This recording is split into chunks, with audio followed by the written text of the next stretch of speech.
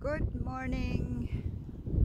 Welcome to our channel, Expert in the Philippines. Ni ami sa Rotoroa Museum and Rotoroa. Dinhi giheld ang Filipino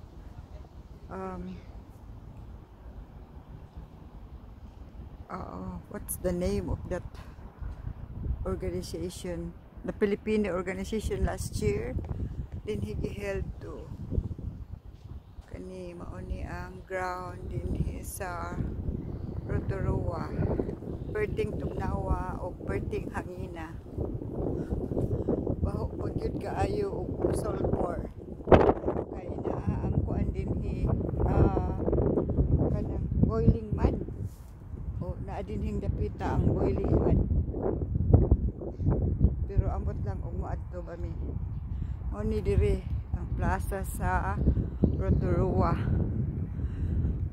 Nagsuroy mi kadyot. Mauni siya. Hapit nga mahurot akong battery. Manay Pukeko, Pukeko.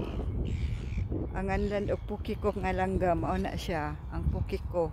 Maunay ngalan ni Kevin. Mao na siya og Pukeko. Muna siya langgam nga Pukeko. Mauni sila ang langgam nga Pukeko.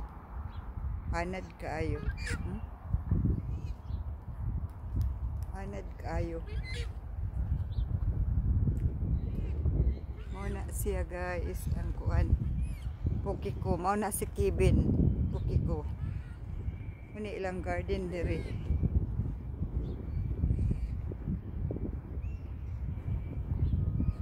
Murag na patay naman ko. Wala naman siguro ni battery. Bye for now guys. Please subscribe our channel. Kay hapit namin mag 1K. Tabangin mini ninyo.